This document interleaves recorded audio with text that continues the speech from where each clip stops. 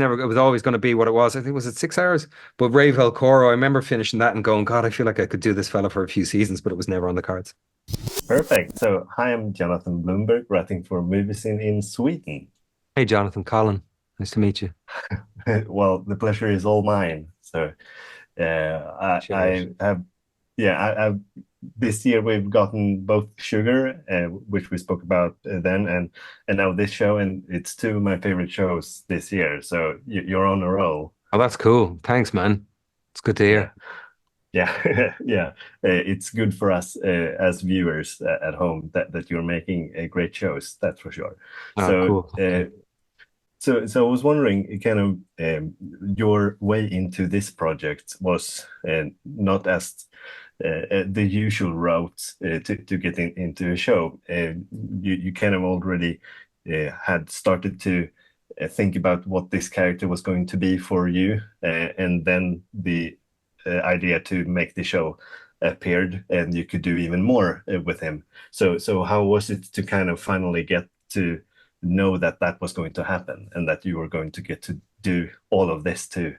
It was exciting and it all came together. It seemed to come together from the moment of um I got greedy. We were doing the film and I knew I only had 5 or 6 scenes and the effort from the creative team that designed the body and Mike Marino, the makeup, and obviously Matt's script and all. It was so all so extraordinary.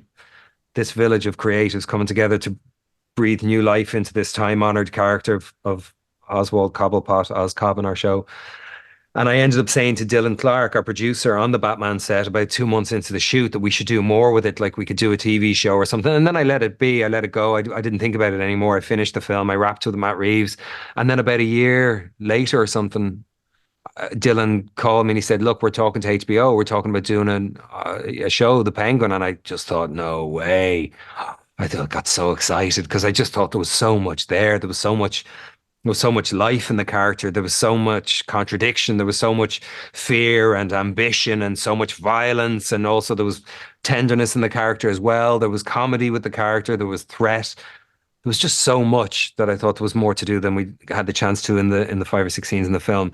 So yeah, when I heard that I was going to get what ultimately ended up being a year of the shoot because they did the writers or the actors strike was in the middle. So we shot 3 months in New York and then we stood down for the writers strike and then we went back to work. So the whole thing took a year and it was an extraordinary experience. I mean, it really was. Lauren LaFranc and her team of writers just did an extraordinary job, not just in psychologically designing and sculpting Oz as a very, very complex and again contradictory character, but all the characters in it, like Sal, um, Sophia Falcone and Kristen's amazing work, and Dee Dee playing my mother, Frances. I mean, Vic Renzi plays Vic. All the characters had extraordinary backstories and extraordinary attention paid to detail of why they were the way they were in the show and why they were Yeah. aspiring to the things they were aspiring to.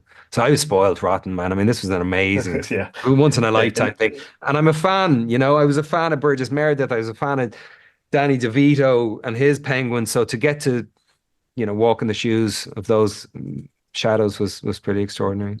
yeah, and now when people get to watch Batman 2 later on, that I don't know if you've started. No, it's next year you start to shoot that, I right? believe next So year. Yeah, I haven't read it or yeah, anything.